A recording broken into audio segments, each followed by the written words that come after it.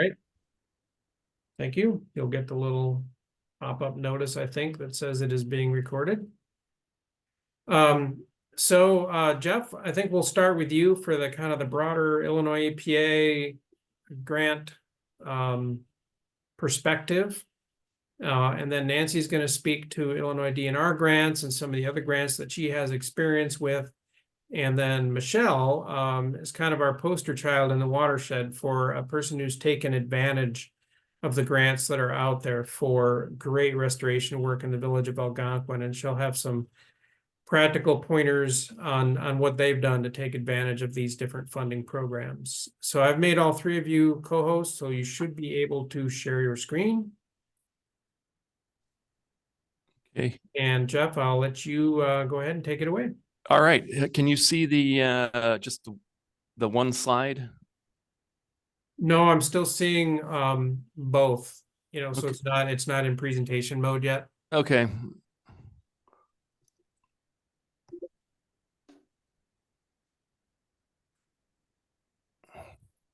Okay. I may have to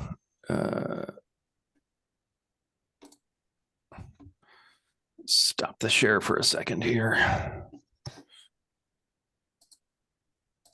Yeah, Okay. I think if you just hit F5, it'll go into presentation mode and then hit share. All right.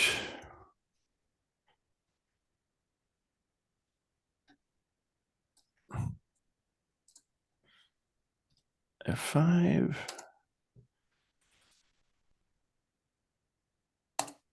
Assuming you're in PowerPoint. Yeah.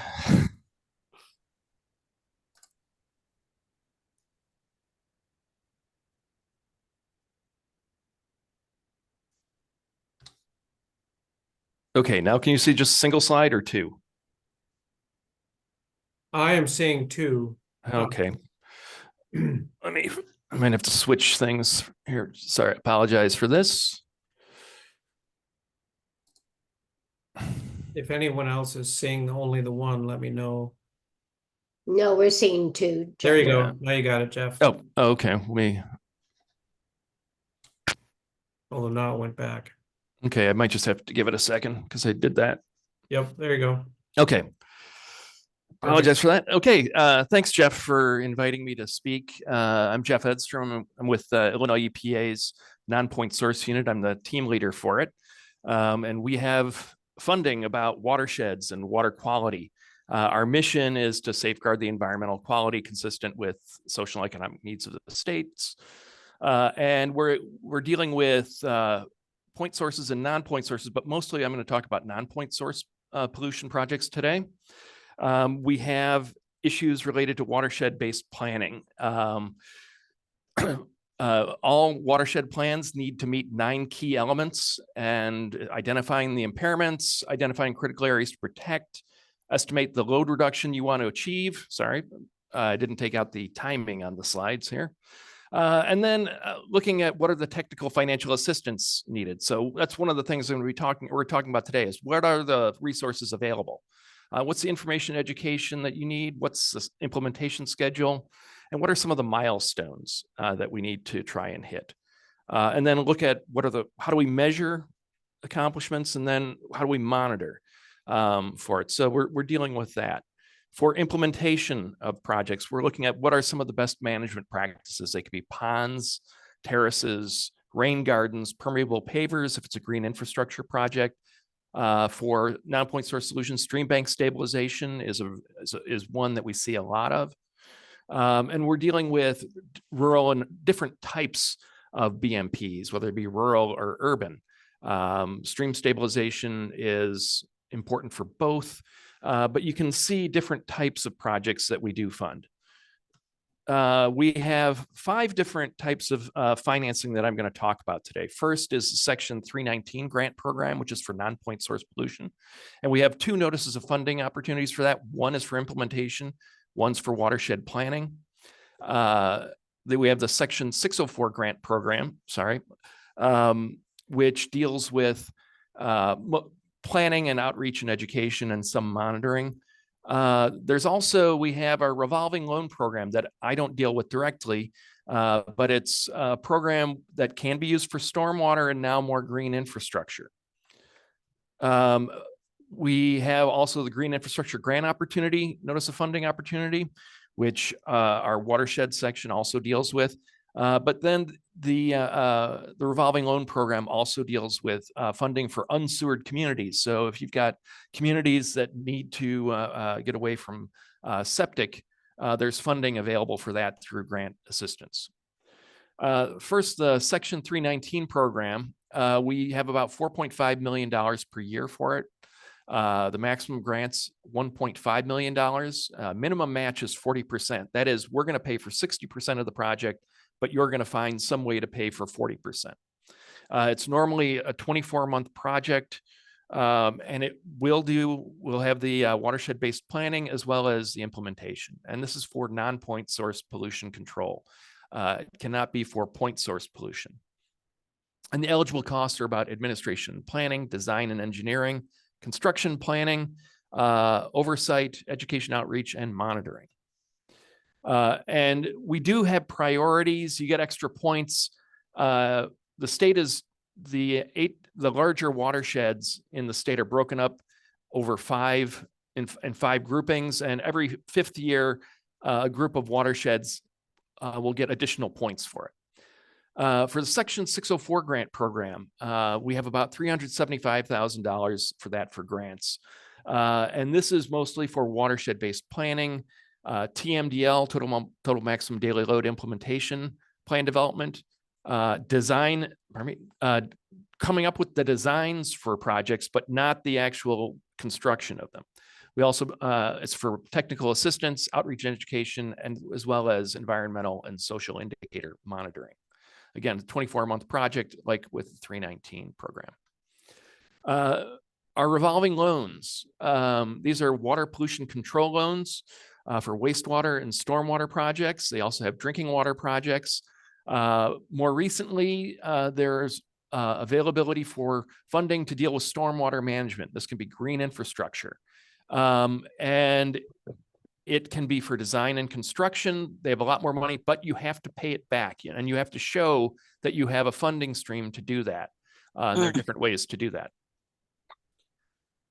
So some of the stormwater related projects for benefiting water quality, green infrastructure, water and energy efficiency improvements, other environmentally innovative activities. And like I said, you must have a dedicated revenue stream. And I can put you in touch with people about that one who can deal with it and answer more questions about that. We also have green infrastructure. This deals with more flooding issues and flood prevention and control. We have $5 million per year available with a maximum of $2.5 million. There's a minimum match of this one for 25%. But if you're a disadvantaged community, you only have to put up 15%. And the project length for this is generally 24 months. And the eligible costs are for implementation with some limited design.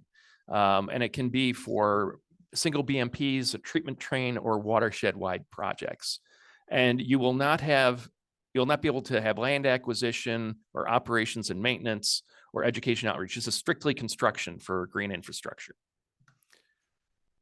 We also had the Unsewered Communities grant program. It's to develop a plan to address collection and treatment of wastewater and corrective actions for wastewater collection and treatment systems can have construction funding for that. And if people want information on that one, you have to, I'll get you in touch with the people who deal with that. To get a grant, you have to be part of the GATA system, Grant Accountability and Transparency Act. And you have to sign in through grants.illinois.gov and then meet these pre-award requirements. And it's a very, very detailed process. And you can go in and you can create an account through the GATA portal here. We can get you the links for that, but it's through the GATA portal, and the link was on the previous page. For our new system for grants, it's an online system. Some of you may have seen the old PDF application system. This is through our Amplifund system, and it replaces that PDF, and it's integrated directly with GATA. It reduces opportunities for errors. It's a very simple system. Once you get into it, you can click on the apply button and start to fill out the application, which is all online, and we can actually export the application data. You can have multiple applications in the system that for any of the notice of funding opportunities that are out there. And it will track what you're doing and help you figure out when you've completed something and what needs to be completed. It will give you information if you've made an error in it. It will tell you where you've got problems by it being in red. If you try to mark a page as complete, as you move forward in the system, it'll tell you which sections you've completed. It'll tell you what the status is. Is it in progress? Have you not opened it? And within each one of these forms, it'll tell you what you need to fix if you have not. So it cuts out some of those uncertainties that have been there. The budget is something that a lot of people need to have some assistance on, but it is all online, and it removes a number of problems that had been found previously where you have to reconcile everything. When you're working on the application, you can have a consultant or multiple people work on the application. There is information online that will help you get an access or get someone access to the system. Let me go back to that for a second here.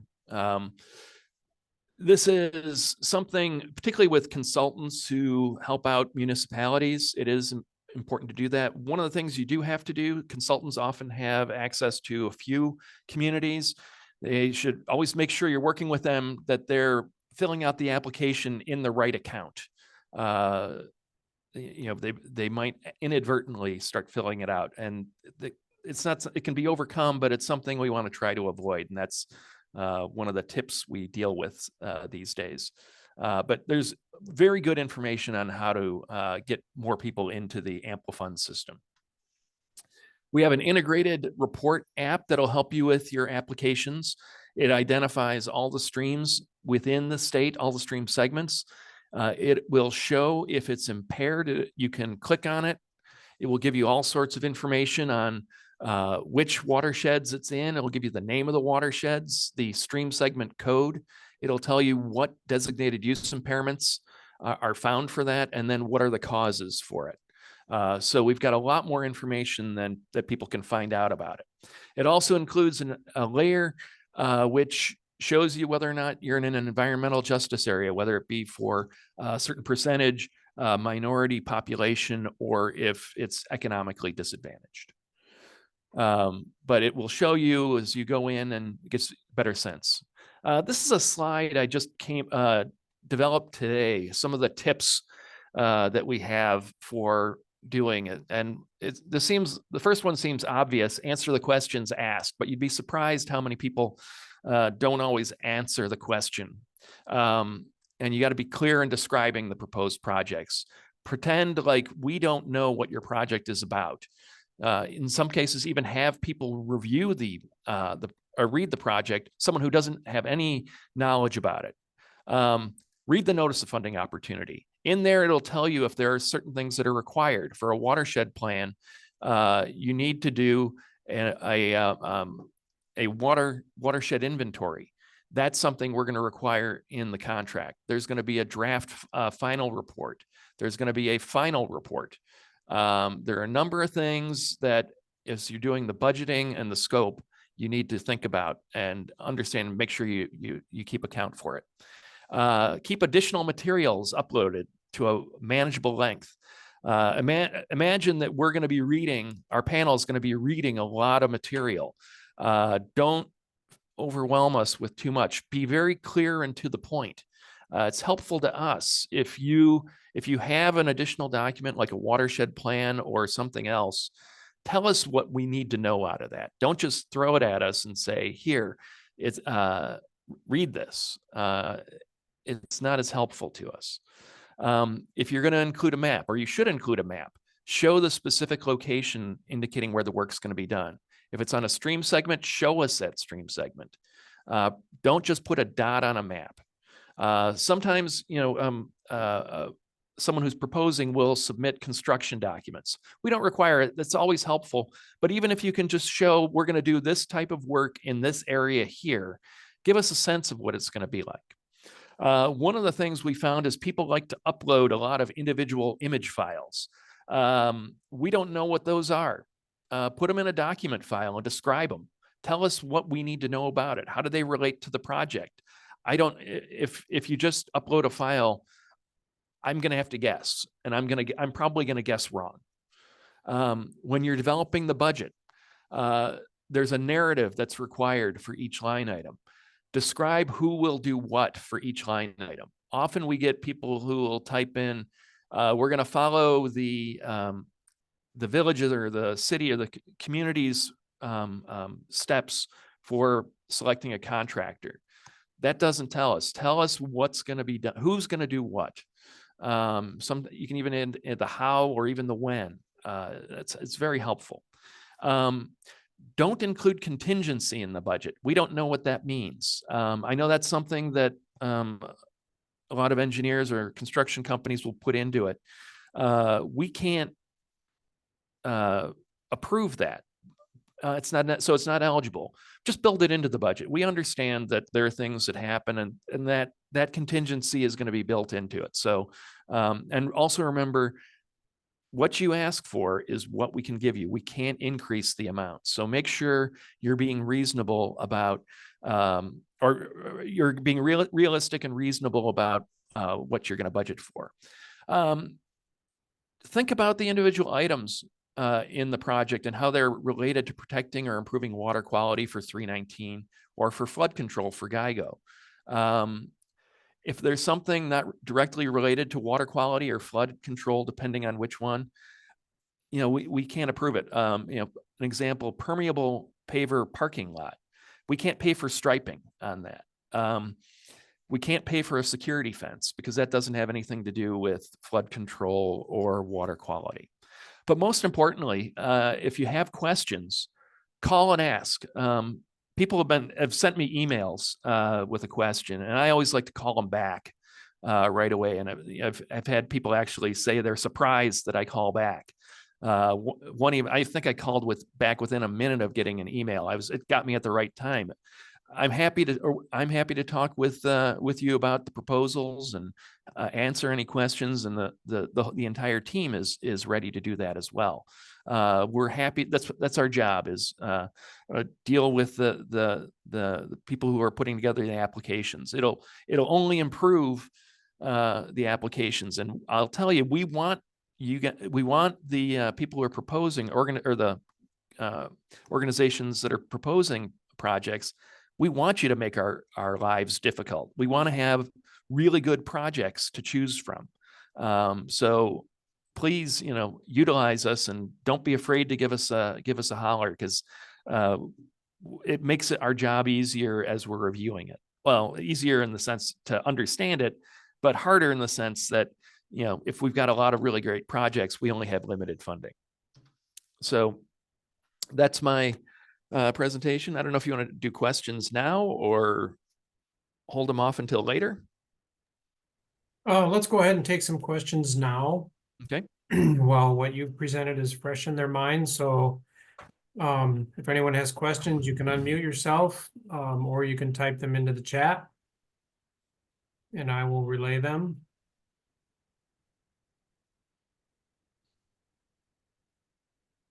I was that good. Well, it went by pretty fast, so I imagine there's still some digesting going on. Well, I was just going to ask that question that I see was posted in the chat. So do you have a timeline when the next 319 grant notice of funding opportunity will be released?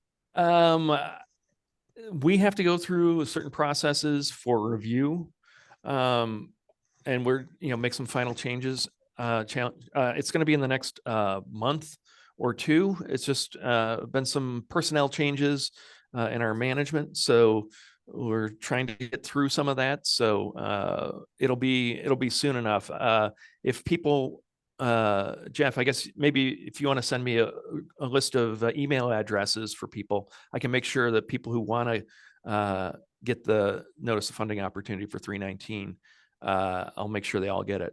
And then later on in the spring, we're going to have another green infrastructure grant opportunity. Okay, No phone. I have a question for Jeff. go ahead. Are there any criteria to the size of the watershed plan? What is the printed normal size that you require or scale? That's a great question. We've had 12-digit watershed plans. We have also had smaller than 12-digit. In the past, there have been 10-digit scale. It kind of depends. In, say, a more urbanized area, the smaller the watershed, 12-digit is probably the largest you want to go with. In other parts of the state where maybe it's a little bit, maybe more agricultural areas, you can probably get a little bit larger on that. But it's something we can talk about. It kind of depends on the area. But 12 or smaller is probably it. But All right, thanks. There was a question in the chat. When will grants from the December 7th, 2022 submittals be awarded?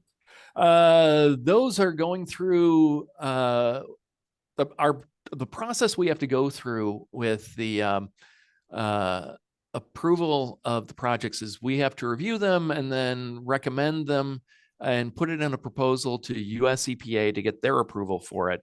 And then we have to, prior to that, we have to do some, but it will be soon. I know we're working on trying to get all those things dealt with right now, the details on it. But I guess my recommendation is if you have not heard for it by the time the 319 program still comes out, it doesn't hurt to put forth the same proposal or whatever into the next NOFO.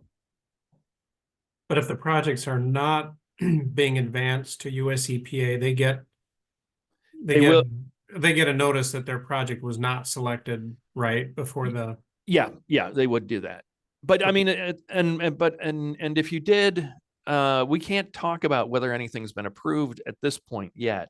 But if you want to give a call and talk about the different any proposals that you've got that you still want to make sure that would get funding, just give us a call.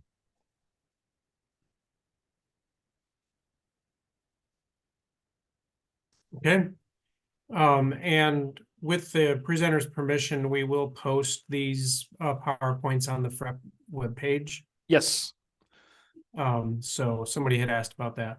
Yeah, absolutely. We're happy to share that. One question is, has the state of Illinois consistently been using up your allocation of the funds under 319? Yes. Yeah, that's what I would figured. And it's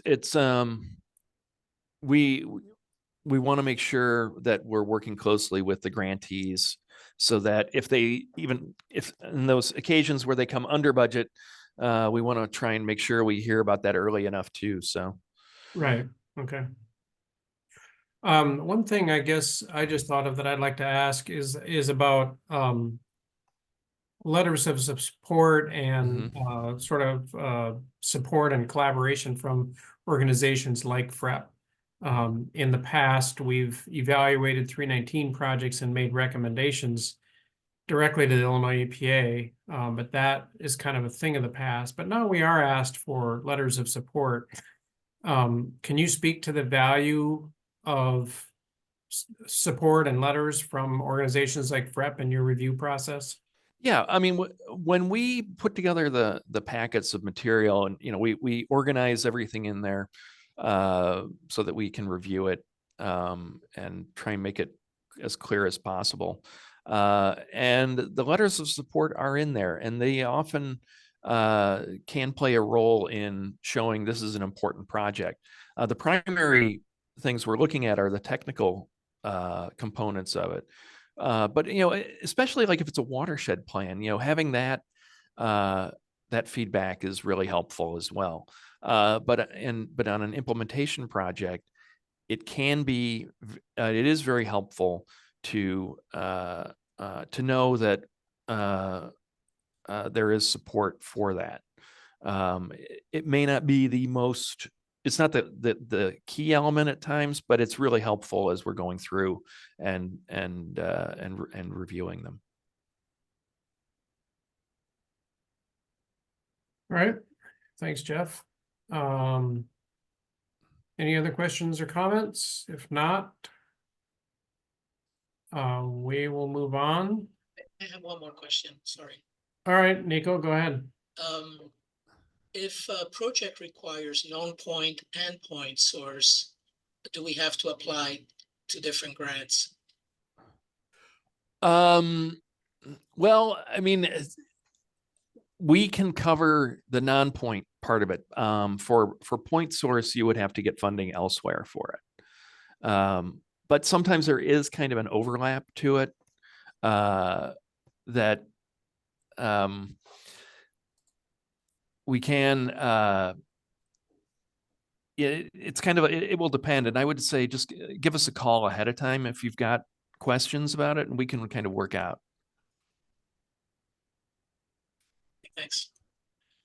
I guess I had one more question, Jeff, for the revolving loan program. I guess the word revolving may indicate that, but that's an open kind of ongoing Yes. application period. Yes, that's an open ongoing. And what you want to do is, actually, I put the general number on the second to the last slide, and I'll make sure I put it on here. You can call that general number and ask for someone from the revolving loan fund, and they will route you to one of the project managers to help you out with that. And I guess the big change there is that they can now be used for green infrastructure type projects, as you talked about before, you know, whereas previously they were sort of traditionally for point source, wastewater treatment plant expansion type of projects. So a lot of folks ignored them, but green infrastructure projects, there is a category for that now, right? Yes. And they have funded them a number. I believe the city of Peoria has gotten funding on that for green infrastructure, if I'm not mistaken, and a few others. And I saw there was a question here about engineering documents. Yeah. It's we do like to see the engineering documents, and if you've got them, send them in as part of the application. But some are going to ask to do to have us pay for some of the design for the 319 and also for the green infrastructure grant. For the green infrastructure grant, we have a restriction on how much we can fund design, but we love shovel ready. And so if you've got them, if you have the construction plans already, send them in, even if they're like, 60%. Those are really helpful. And so, that's helpful to know. But we also want to say that if projects do not have the engineering designs ready, we're good with that too. We look at the project and we see, is this going to be having a good impact? Is it going to reduce phosphorus, nitrogen, and sediment? Right. All right, one last question. What's the design or the limit for the GIGO design part of it?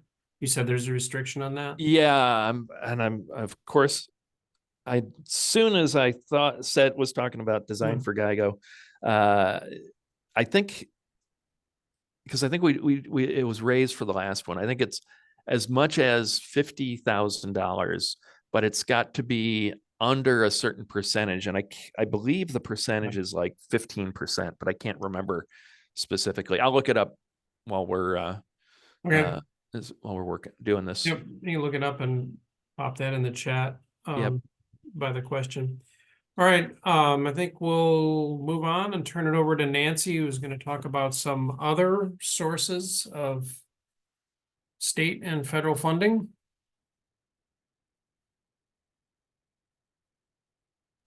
All right, everybody, I'll start the slideshow. You can see that now, Jeff? Yes. Okay.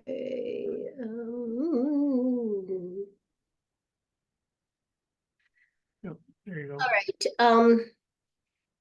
Yeah, well, thank you, everybody. I am Nancy Williamson. I am the FREP VP right now. I'm with Friends of Hackmatack National Wildlife Refuge on the board, and I retired as an ecosystem administrator. I worked on C2000 grants. Jeff asked me to talk. We were unable to secure anybody from DNR, so I'm going to talk about the DNR grant system and some of the things that are available, okay? Here is the grants opportunity page. If you just Google Illinois DNR grants, you'll get to this page. There's the URL to get there. And on that page, they list all their programs. I want to show you on the next one. I basically, well, you'll see over on this side, all different portals you can go, but they list their programs. I did a PDF of their programs. I just want to point out, they have not updated their available programs, their starts and end dates. So I am hoping this will get updated. And it is an interesting thing about DNR is back when it was the Department of Conservation, it was more streamlined on what it did. But in the late 90s, it was collapsed or expanded into multiple organizations. So DNR has historic preservation grants. DNR has mines and minerals under it. DNR has, Office of Water Resources under it. All of those got collapsed. So there is a great variety of grant programs. And quite frankly, this listing doesn't actually list them all, but these are most of what, what we're going to talk about right now. Check the site and see, this was last updated on August 21st, 2023.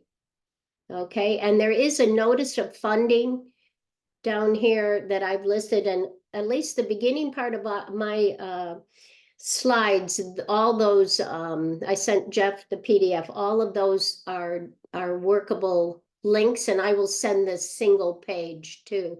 But you can get all this right on the site too. Okay, oops.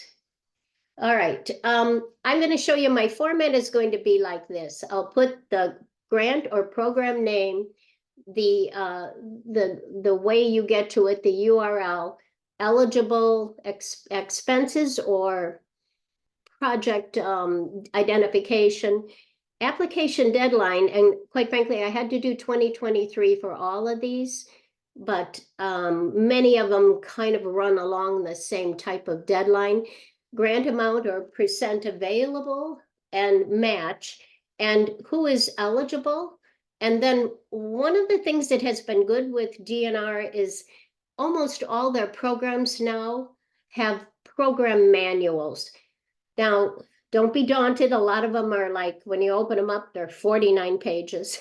But this is more helpful on actually getting an understanding of what the program is about. And I'm going to start with this Illinois Natural Area Stewardship Grant Program, which is a very new program for DNR and near and dear to Fox Ecosystem Partnership, because it allows for stewardship activities, but it is only eligible for conservation land trusts and only in Illinois dedicated nature preserves or land and water preserves. And believe me, the Chicago area has a plethora of those dedicated areas.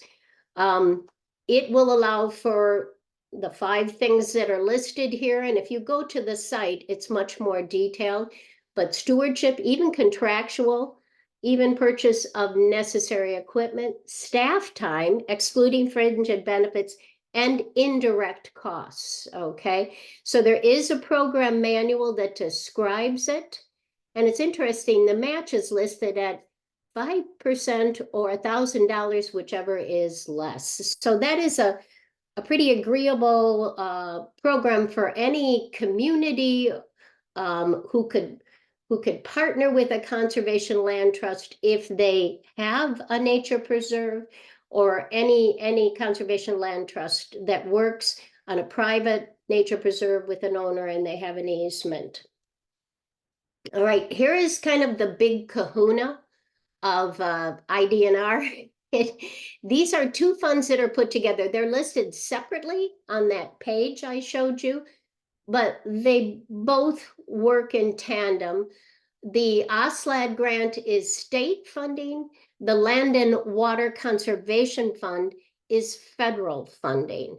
Typically, the Land and Water Conservation Fund is really geared towards acquisition.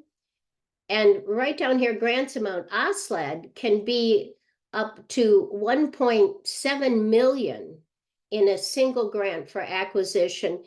And Land and Water Conservation Fund is limited to 600,000. But in 2023, there was 60 million available for this fund. And I'm hearing rumors there's going to be more available for OSLAD and the Land and Water Conservation Fund. And so it's something that the governor is proud to announce, so watch for that. And OSLAD can do acquisition of land for new parks or park expansion, waterfront, frontage nature study, natural area preservation. It's a great one for that, but it is also for development of all these kinds of facilities. One of the things I'd like to point out with this grant, it is available for local government agencies, and those are the agencies that are authorized for acquisition or development of land for public parks and open space. Schools are not eligible for this, which is unfortunate, but they're not. So this is really a community grant. I see from the people who are here, they know there's a lot of people who already are well familiar with these grants, but new is 100% with, 50% match for this, 100% for distressed communities. And you can actually locate the distressed communities listing on this Illinois government website. And there are manuals for both of these. So this is a very handy thing to see what is allowed and what isn't. What I like about this grant is this grant frequently I saw matched with 319 grants, with other things that if 319 is federal funds, this is state funds, not the Land and Water Conservation, which is federal, but the OSLAD. And if you are doing work where you're putting some big infrastructure projects in, and it's important for you, say you're along a river, if it's important for you to acquire that land along the river or restore it while you're doing a large infrastructure project that affects that river or affects your water distribution system or anything like that, look at partnering. If you're already spending money on things like this, look at how you can partner and use both grant programs in tandem. The park grant, the Parks and Recreational Facility Construction Program, does have an open space and conservation purpose for floodplains and everything, but they point out this is for bondable or brick and mortar projects. So the park grant is an important grant for communities for putting in these kind of recreational development works for park districts, for things like that. Again, school districts are not eligible for this one. But if there is a reason to acquire space where this facility is going in that affects natural areas, I think a case can be made, but they point that out in here. So the park grant is extremely useful, I think, for park districts, for units of government, for communities that need these kinds of projects, okay? They emphasize you need to be pre-qualified, and I do have a few slides about pre-qualification at the GATA site that I can show, okay? The Urban Community and Forestry Grant Program. This is something that's important to communities, and interestingly, it says who's eligible: a unit of local government or a co-application between the government and a registered not-for-profit. Because quite frankly, many times it's the not-for-profits in the community who are advocating for the care of the trees in that community. So this one will even pay for development of tree care ordinances and tree board establishment and tree inventories and preservation ordinances. So the law says that the program is set up as a 50-50 cost share for reimbursement. So this is an interesting one. You have to have the funds and the will to go forward with this one in the first place. The Illinois Bike Path Program is another example of one that can be partnered with, work you may be doing, any kind of green infrastructure work from EPA when you are putting in a linear path and you need to combine this kind of work with, a large scale restoration. This one is by local governments, again, that are authorized, and it's non-motorized, this particular program, okay? The grant amount is not specified, and in this website, you are encouraged to contact IDNR, and match is based on project type, and there's a 50% reimbursement of acquisition. So you need to see the manual on this, and you need to figure out all these different components and activities. The manual describes what you need to be looking at. This is interesting, projects that have been awarded federal funds and completed a phase 1 and phase 2. Some of these programs will pay, Jeff spoke about paying for the original engineering design costs. Some of these programs will pay for a portion of something like that. The federal recreational program, and this is federal money, I think has a fairly solid deadline. I put no later than March 1 of each calendar year. And this one has 80% federal funding and a minimum of 20% non-federal match. This is probably a very competitive program, but it is worth looking into too. And again, there is a manual available for that.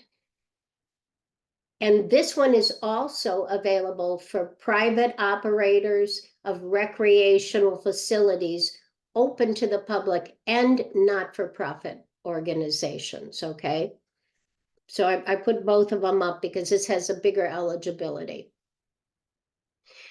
I mentioned that DNR now has historic preservation. A lot of communities have, a big constituency that is, feels this is very important. Sometimes it goes along quite well with when you're redoing your downtowns or looking at large-scale revitalization. it will reimburse on projects that focus on surveying, public education, planning, and natural register of historic places. But this program does not reimburse for construction to restore any or rehabilitate. Okay, so it's more of a planning program, and you have to be a certified local government. There is a list of 81 right now in the state of Illinois certified local governments. So if it's anything you might be interested in, you can pursue getting certified. And again, they have a manual here. Boat access, and thank you, Friends of the Fox River, for the boat access picture. This is certainly near and dear to a lot of us in the Fox here. And eligible projects can include water frontage land acquisition for public access and new construction or renovation of those access areas, okay? Again, the deadline was 2023. And they did have max listed, 200,000 for motorized and 80,000 for non-motorized. And it will provide 100% of improved construction costs, okay? So this is a pretty good one for communities that are interested in pursuing this, and 90% of approved land acquisition costs. I put in the snowmobiles. We may never have enough snow to go snowing again, but it is something that certain areas and communities are interested in. And this is this one is for private, not for profit, and it must be open for public use. You'll see the next one has a different eligibility group. This is something that will allow for parking facilities, warming shelters, trail grooming, and a lot of forest preserves will avail themselves to the next one, the Snowmobile Grant Program, where they have a constituency that enjoys doing this and actually have clubs that coordinate with the forest preserves or the conservation districts for this. And this is the last one I put up here because I don't think we have any real small communities here, but they have a volunteer fire assistance program through our forestries program. And it will provide for these kinds of things for a volunteer, even a used fire truck, but it does say the grant amount, no one equipment item may be over basically $5,000. So that's a pretty used fire truck. But it will allow for ATVs and things like that. And it's only fire agencies under these definitions over here. And it must be under 1,000 people. So I think the Fox River does have some communities that fall under this. I thought this one was very interesting. Now, I didn't have all the grants listed here, and I also discovered there were other grants that weren't listed on the page from the 2023 site that has yet to be updated. But I want to talk about what I learned as in my years as a grant administrator and as working with the great grant administrators from IEPA and from DNR in the other programs. And so the number one thing I can see for people to do is anticipate what work you have coming up in the coming years and what funding that you also will have available to use as match in a grant application, because all of these programs require at least some sort of match, or most of them do. And I think that money gets wasted when you're, if you have to, redo your streets and you have an opportunity, particularly when you look at like GIGO grants, where you can maybe do some sort of permeable paving or do some sort of rain garden structures, or if you have to, do some major road work and it it requires acquisition and restoration of a wetland. In order to make that function better, you could start pairing the money you're already spending up with that. Oh, and you cannot match federal with federal funds, so keep in mind where your grant is coming from. It has to be federal with other funds. When you're doing the grant application, and Jeff spoke to this, target a specific project. Make sure you're applying for the correct grant. All right, like the one park program said they will do acquisition of natural areas. However, that is not their primary function. You need to look at OSLAD or other grants for that. If there's a manual, read it. Even though they're all like, 39 pages and 40 pages, you won't be having to read everything, but they're pretty good at answering your questions, okay? So if it's available, do it, okay? If you have, consulting engineers that have expertise in the grant process, use them. In many cases, DNR will be familiar with that consulting engineer if they're successful, or with the environmental consultant, and the same with EPA. And those groups may have a track record. If you have to spend a little money for them to help put your application together, it's well worth it. And make sure, Jeff brought this up, I've got 2 years in your budget. Your budget narrative is precise and makes sense. Now that we're using Amplifund, I can't tell you how many oddball budgets people see that don't make sense. And it would help if you are going to talk to somebody to write out your budget, to write out your, some of this ahead of time, so that you have that clarified in your head too. Make sure you know which are covered by the grants and which are going to be covered by matching funds. You're going to probably need to know that to fill out the Amplifund. And don't overwrite your narratives.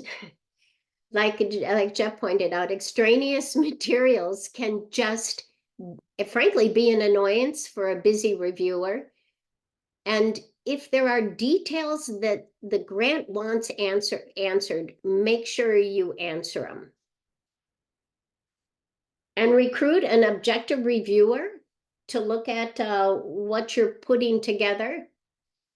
And don't put it off to the last minute. When they say the grant closes at 5 o'clock, they mean it, and you won't be forgiven. And don't send unnecessary attachments. I think Jeff put that up there too. I would suggest you also ask how others are getting funding. Well, actually, I'm moving on to my next slide here. Real quickly, there is a huge importance in partnering for successful grant applications, whether or not it's letters of support. But I was looking at the not-for-profit grants that were in Nicor Gas and Walmart and Target. And, Nicor has environmental grants and community outreach grants and all that. A lot of them are targeted for not-for-profits. This is an opportunity for a local government unit to partner with not-for-profits to look at some of those. So you're not necessarily cut out, you need to partner. I saw many opportunities for local communities to partner for big regional grants. And I suggest that if you have good relations with your local communities, you should always be on the lookout with that, and partner with local educational institutions. And the more you can be associated with a successful grant, the better your community, gets known for succeeding. When you have a shovel-ready grant, like Jeff said, and you put it through and put it through well and completely, you get known in the grant community. I just wanted to touch on the GATA requirements, and that's the Grant Accounting Transparency Act is what it means. And Illinois runs this way now. Everybody has to sign up for, to be pre-registered, okay? And so if you think you're going to do this, it wouldn't hurt to pre-register, okay? These are the 5 steps, and Jeff had them on his slide. I'm just gonna go really quick. You go to the portal, you do authentication and grantee registration. You do the pre-qualification, and you do have to go on the federal SAM system and get a unique entity identifying number. The reason I thought I would go ahead and say this is because all over the DNR website, they have not updated to this new SAM system where it's a UEI number, not a DUNS number. So I actually went, and I'll go back, I actually went to the state of Illinois Grant Accounting Transparency Act. If you decide to do this, go to the state of the Illinois site, of Illinois site, not the DNR site. They are not updated in a number. You can go to all the different grants. You find things that are listed as being posted in 2018. You find manuals that are listed for 2018, 2019. They may not change as much, but the GATA information in many cases is not correct. So I would say go to the state of Illinois site, because that'll be the most updated. And this is the last 5 steps, and I'll show you really quickly what was the department. Oh, this is on the GATA site too, and those are all linkable questions on what you need to do for GATA. But I want to show you the state of Illinois Department of Human Resources. This is the best thing explanation of GATA that I found. And this is to become pre-qualified so you can even register for a grant. It shows you what to expect. They call it here easy peasy, okay? But you can't put it off. If you think you're going to want to get a grant, you do need to get registered, okay? You register first with the Secretary of State. It takes 2 to 6 weeks turnaround time. All right, so you need to go through these steps and do it. You won't be able to do this immediately if you want a grant. You obtain an FEIN or an EIN. Most organizations probably already have that. So there you go. That's not going to be hard. All right. Then you go to SAM. It can take, if you notice, up to 6 weeks to get a UEI. So you need to consider getting a UEI number. We did it for Friends of Hackmatack. It was a bit painful, but we got it done. Okay. You sign up for a state of Illinois account. It says turnaround is immediate. You got to remember with state of Illinois, I do believe, and maybe Jeff can confirm, they still make you take change your password on a regular basis. So you have to watch for emails on that. Okay, and then you link your GATA to your Illinois accounts, and you will need the UEI number, and that's immediate. And that's just to register, okay? So all of this takes time. Another turnaround time, create an organization profile. And it says, great job, you're done, okay? All right. And then the next step is to do this ICQ. That was number 5 on there. This is looking for any issues that might be associated with your organization, okay? 41 questions, 4 sections, okay? And this is what they put up for human resources. And then they had a link directly to some of their grants. You don't want to, unless you want to do human resources grants, don't go there, okay? Here's what you finally get to. Jeff showed this too on how to create an account. This is your sign in for both your grant portal and your Amplifund sign in to do to go through the grant system. Okay, and I hope that was all not too much, but you can get through it, I think. Any questions?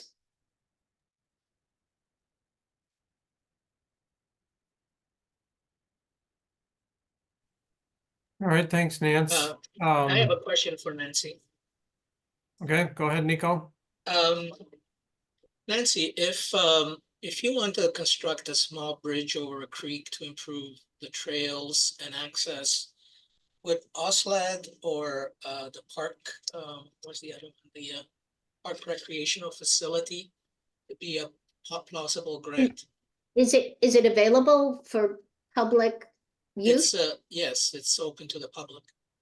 Okay, it's open to the public. That, you know, I guess a potential for a park grant there might be something you could look into. If it's on, you know, publicly accessible land. I don't know that OSLAD would be appropriate for that. Thanks. All right, thanks, Nance. In the interest of time, we'll move quickly to Michelle. Talk a little bit about her experience in utilizing these grants for the village of Algonquin.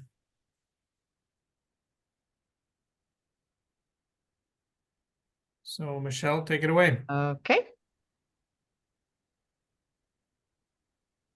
Can everybody see the screen?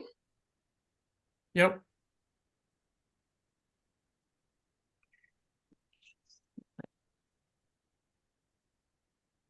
So I'm just going to talk a little bit about actually when you have a watershed plan, actually implementing the watershed plan, and space on here for you.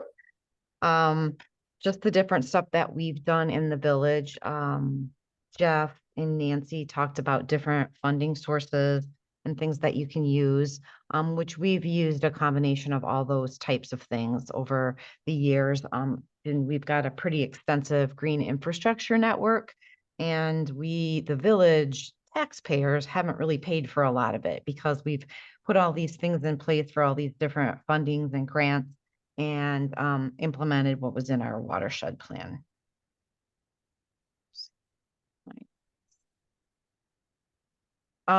So I'm just going to use, we have two watersheds in Algonquin, the Woods Creek watershed and the Jelgi Fox River watershed.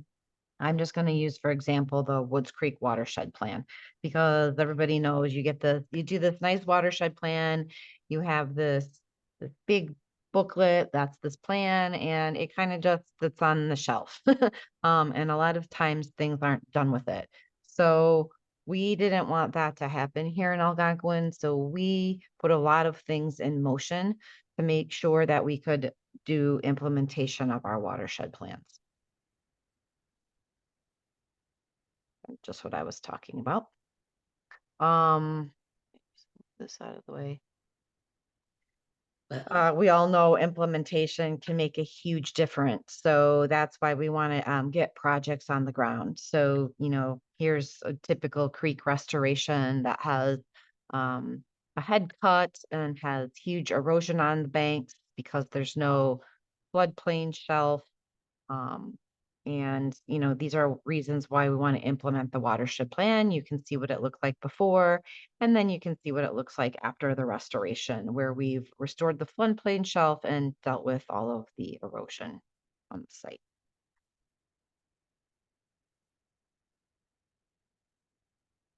Computer is being slow. There we go. I just kind of wanted to show you a couple examples of these. We got Crystal Creek. This is kind of before and after this little section of the restoration and the erosion. Oops, sorry, my computer it's slow here. And then just like turf grass detention basins conversions that we do too as part of our watershed plan. So we all know the typical turf grass restoration, and then just kind of a photo of after it's naturalized, kind of looking at the same house here. In the same direction, we're kind of going this way.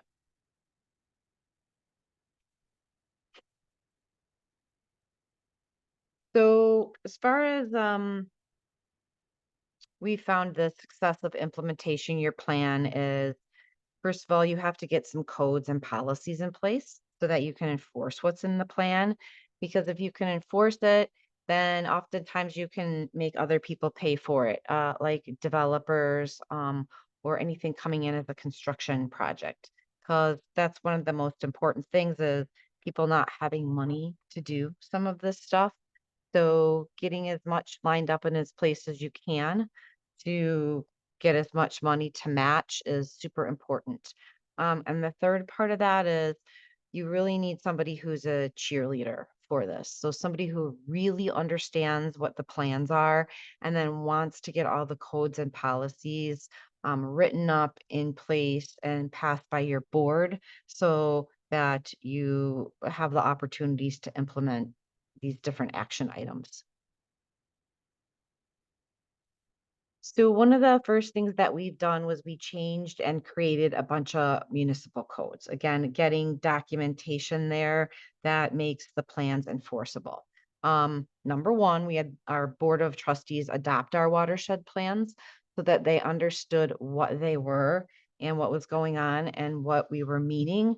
So as we wrote other codes, and policies and documents, that we could refer back to the plans and let the board know that they had adopted them as official village documents that we wanted to implement.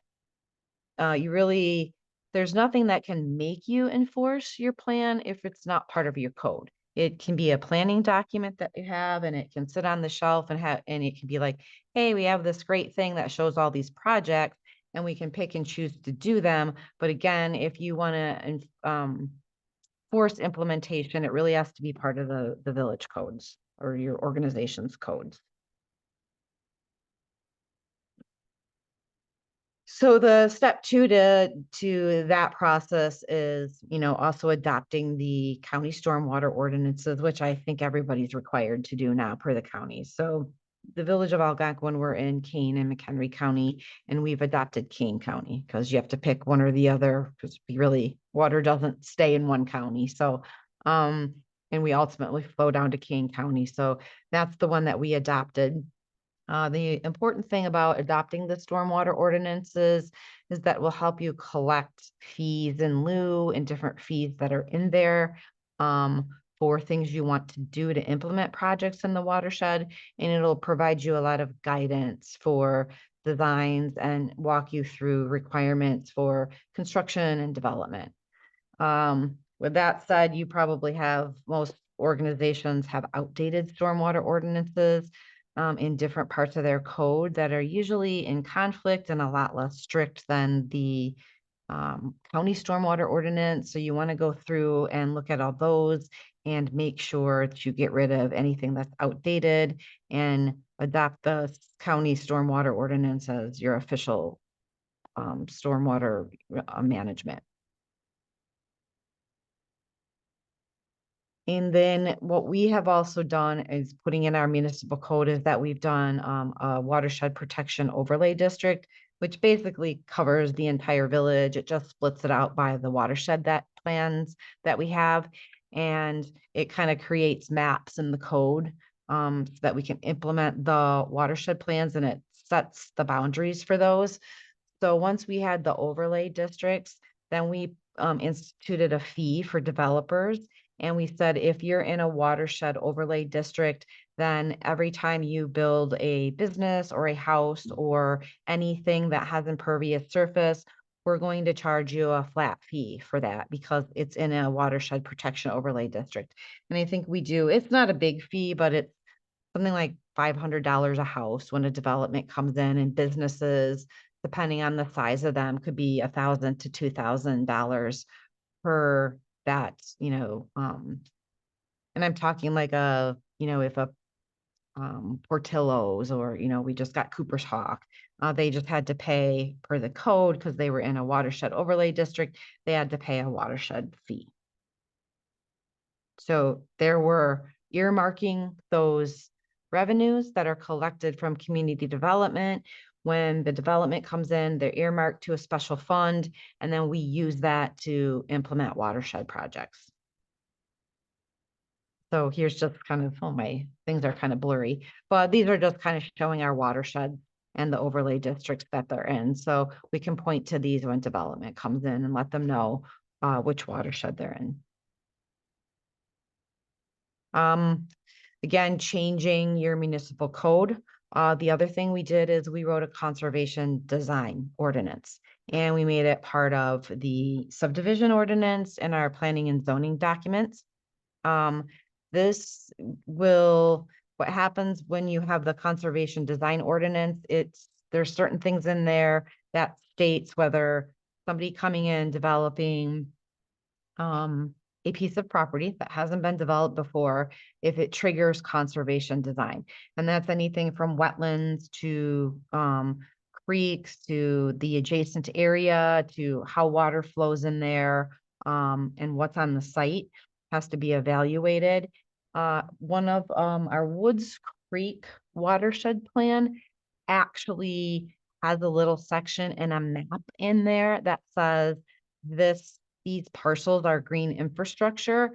And since we adopted the watersheds as part of our code, we can now say the Woods Creek watershed plan that the board has adopted is in the green infrastructure network, and therefore it is required that you use conservation design when you develop this site. Again, that's how you're going to get the creek restoration, wetland restoration. You're going to get naturalized detentions, which are not paid by your organization, but are installed and paid for by developments coming in.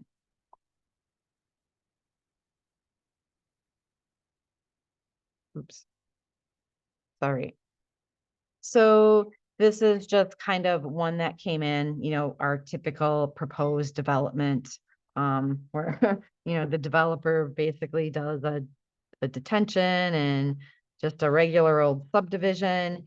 And we were able to say that, this is in the conservation design ordinance, and they can't just put it in like this, that they have to preserve the adjacent wetlands that came through here and the way it ties into our green infrastructure network. So this is just showing like the part of the code that has that in there, and showing that these are what are things that trigger that, and automatic triggers. So we have automatic triggers and cumulative triggers. So things that are on there, again, if it's in a watershed plan and has some certain things, it's an automatic trigger. If it has a combination of things, it can be a cumulative trigger to require conservation design. And these were the maps that I was talking about that are in the watershed plan that the board has adopted. So for instance, if you look at this, it shows everything that is this brownish color should be green infrastructure. And then this map shows critical areas that are priority green infrastructure areas. So when a development comes in, we look at these maps.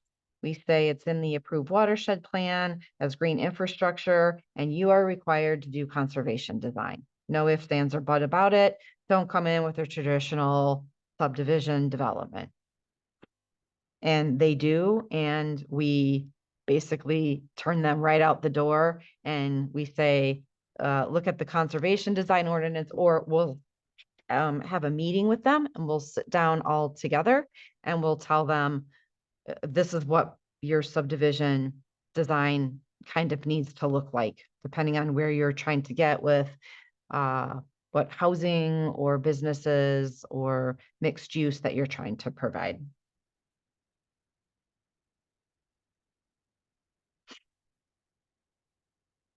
Sorry, these were my little areas showing, this is that previous development that I showed you earlier, where it was located, showing that it was in the green infrastructure network, also showing that it was a priority area. So therefore, this traditional type of development was not going to fly. It has nothing, there's zero conservation design here. And we had these maps to show why it's required.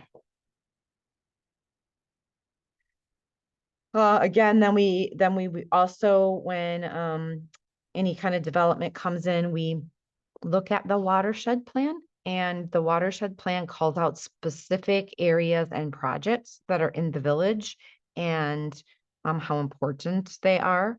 So we will look at this and see if any of these things called out, which could be wetlands, detention retrofits, creek restorations, possible land acquisitions, parts of land that the village wants and wants to own because they're great groundwater recharge areas. We'll refer to the watershed plans and look at these, and then also work with developers to make sure that they do these or that they give some of these things to the village as part of the development agreement. So a couple of things that you can do besides the developers coming in is that there's some other options for some funding sources. Again, I talked about the establishment of a watershed fee for new development.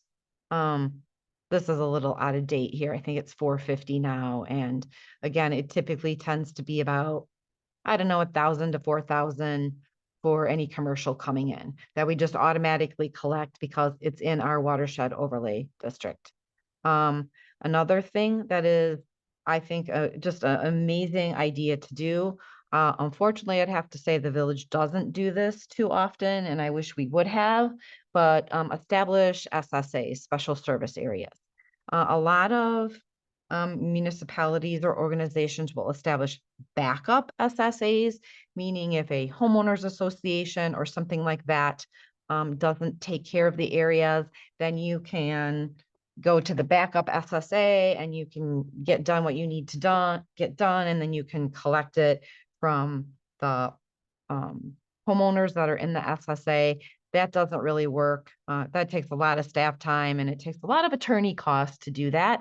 So set it up front, collect the SSAs for whatever you want to call it, natural area in your subdivision, and set them aside in a restricted fund so that you just use those to do other projects or do the maintenance.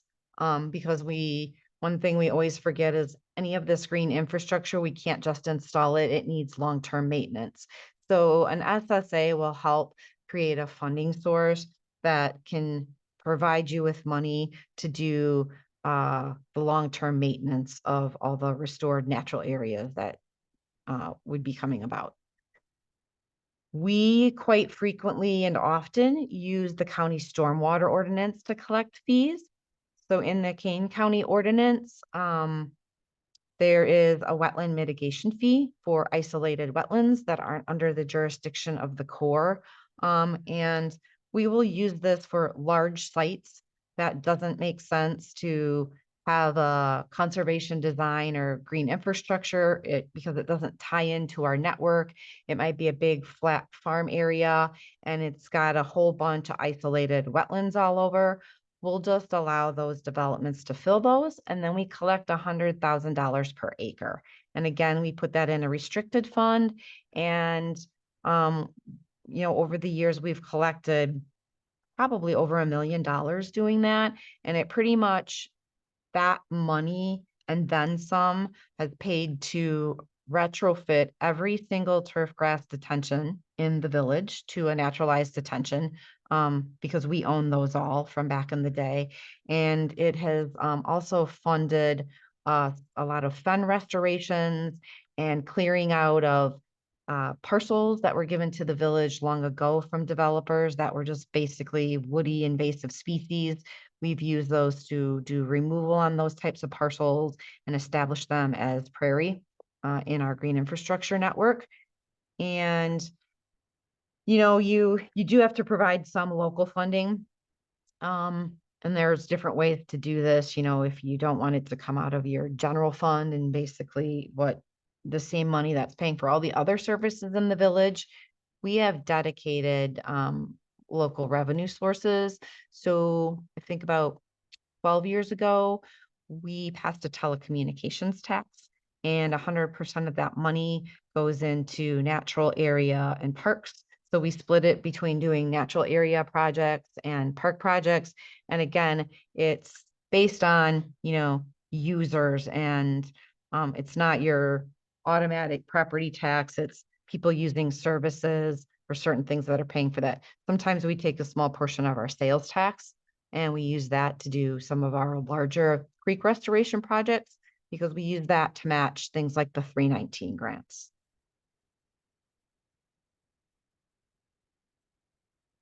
So you kind of have all this in place, and what you really need to do is just build your project.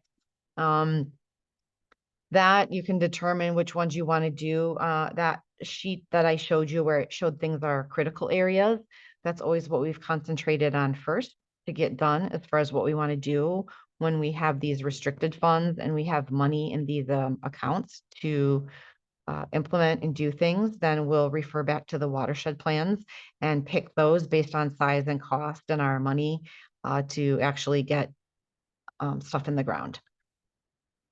We do have other funding sources. The EPA's 319, all the things that Jeff and Nancy were talking about are some good matches. Some private organizations have funding out there like the ComEd Green Infrastructure. ComEd has one, and we had gotten one previously, but I don't think they've done it. They only did it for a couple of years, like the Center for Energy or something had one. Sometimes your county soil and water conservation districts have some funding sources available for erosion, and they tend to be for more farming rural areas, but they tend to not be able to get projects done with those. So they'll approach municipalities with some of the money they get from the state through the State Soil and Water Conservation District. Nancy talked about this a little bit in her presentation, but strongly suggest to use consultants that understand all these processes, and they can design and submit good projects to people who are reviewing things for grants. They're going to know who the good consultants are and what kind of projects they put in the ground, and they're going to have some familiarity with that. And your consultants usually really understand the processes, and they're going to put together a really great application for you that has better probabilities of getting funded. So it's worth some extra money to just have people that professional consultants that really understand what's going on. And again, development to pay for your projects, which I kind of went into in depth. I just wanted to show some projects we've done using all of these different funding sources. So this one was the Woods Creek Watershed Fund. This is the one where it's in a watershed overlay district. So we collect that 450 per household, or the 1,000 to 4,000 per business that comes in. And we use that one to do the Spella Fen buffer, which was this whole area here. Basically, it was some remnant fens were in here, but it was all invasive woody species just starting to encroach all of this in this little creek channel. And we used this money to plant this all in prairie and remove all of these invasive species so that we opened up the fen and kept it remnant and from being taken over by honeysuckle, buckthorn, and phragmite.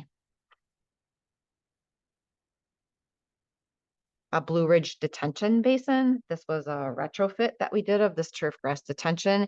And we did this using wetland mitigation funds collected from, I believe, Walmart came in and they filled a bunch of isolated wetlands. And therefore we took that money and we created new wetlands where there was turf grass.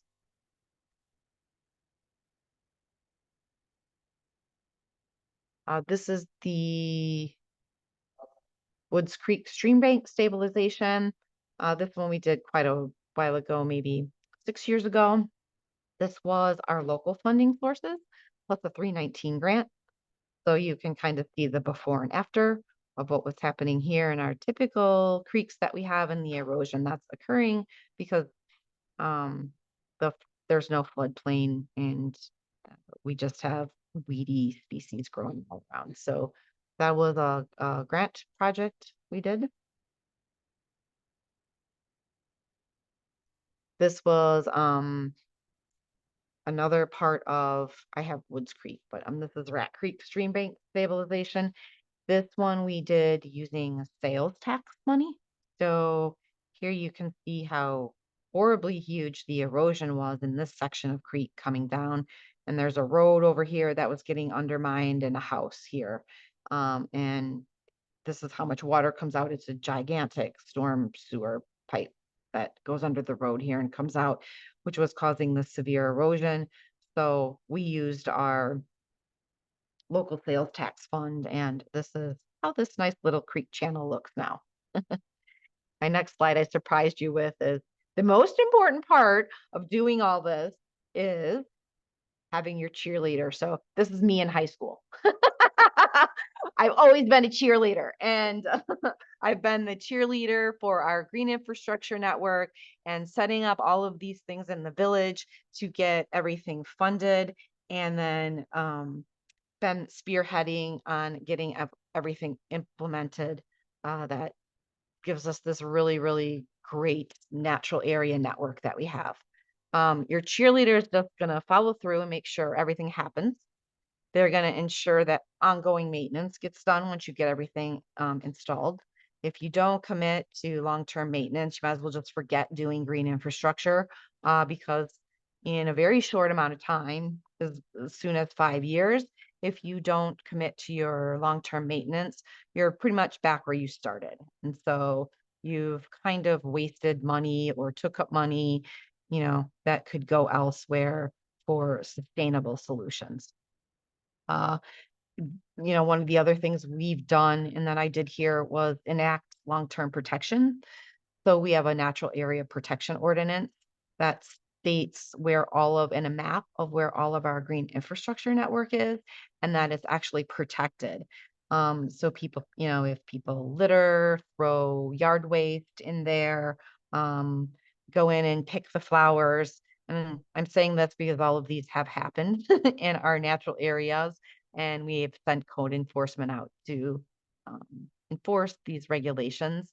Because if you don't look and watch those, they can become dumping grounds. People can wander onto them and start making paths. People's backyards tend to get bigger if they back up to like a village-owned natural area. So we have a way to prevent them from mowing and encroaching on our areas. So we put those long-term protection in place. I would say probably having this person is the most critical item that you need for success of all of this coming together. You need a person who's going to spearhead it and be the point source person for what you're doing. Question or comments? I do want to show you one quick thing. Let me see if I can get this up here.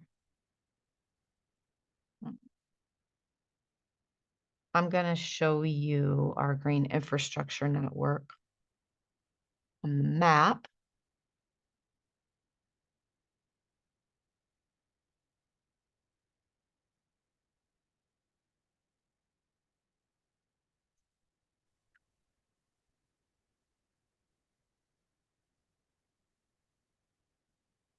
So this is all those things I was talking about. This is the village's green infrastructure network. So everything that's in red has been restored, and it's all been restored by all the means of which I just told you in my presentation. The yellow areas are owned by the village, but have not yet been restored. So we use this all the time in planning and when things are coming in to tie together what's happening, where new development comes in. Like this here is a newer subdivision and it required conservation design. And this is a huge green corridor with the creek running through it. So it helps us plan with the developers how we want conservation design or green infrastructure to work and connect. if I flip on another layer that we use when we look at this, is the trails and the paths that go through all of this. So this will outline where trails are, how they intertwine through these passive recreation and natural areas, and then how we tie all that into subdivisions and things that are coming through in our planning of everything.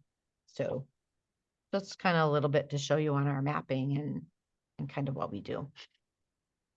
And with that, Great. Yeah, great. questions? Thanks, Michelle. Mhm. There were a few questions entered in the chat, but we've kind of gone a little bit later than That's okay. expected. So I think we'll go ahead and end things there and let people log off. I mean, I don't mind answering questions if people want to stay. Right, if people want to stay, and maybe Michelle, you can look at what they've already put in the chat. There were a few questions that people entered in as you were going.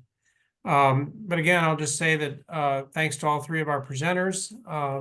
We have recorded this program, and so I think both the video and the individual PowerPoints as PDF files will be posted to the FREP webpage if you want to go back and refer to those. So thanks everybody for joining us, and we look forward to seeing you for our virtual February Noon Network, I believe on February 14th, that will be on the bats of the Fox Valley.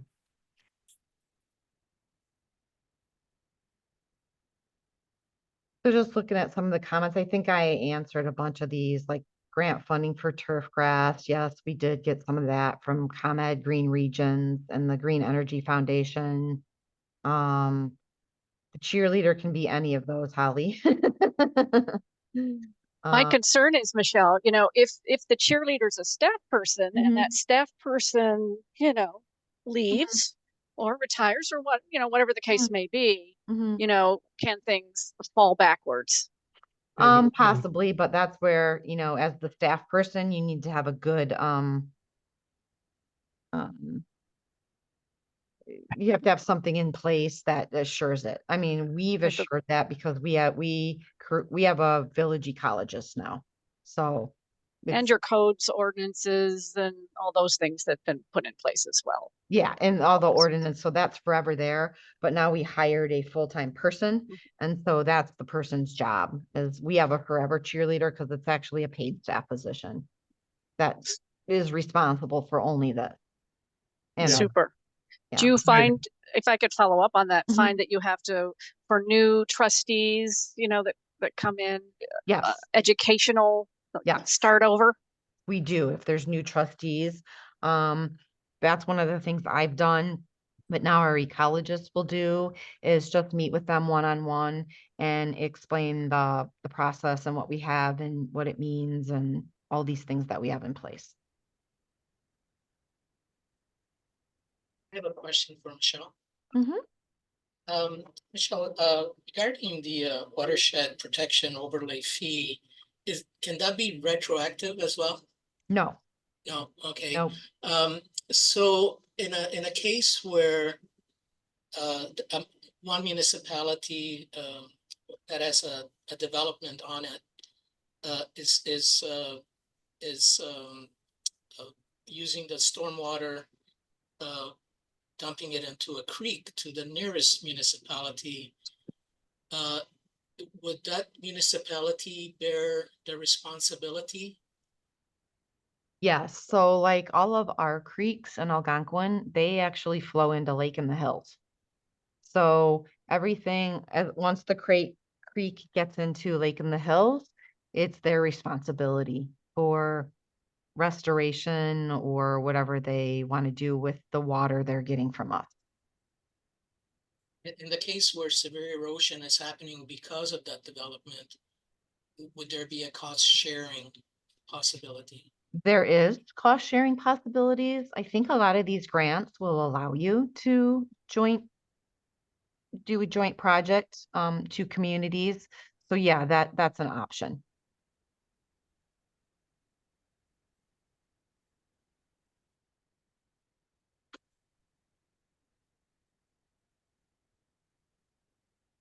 All right, well, I think that took care of a lot of the burning questions, so. Thanks, Michelle, and sorry we ended up running long, but I think there was a lot of really good information in there and most people stayed on till the very end, That's good. so. Thanks all and look forward to seeing you in February. Bye, thank you.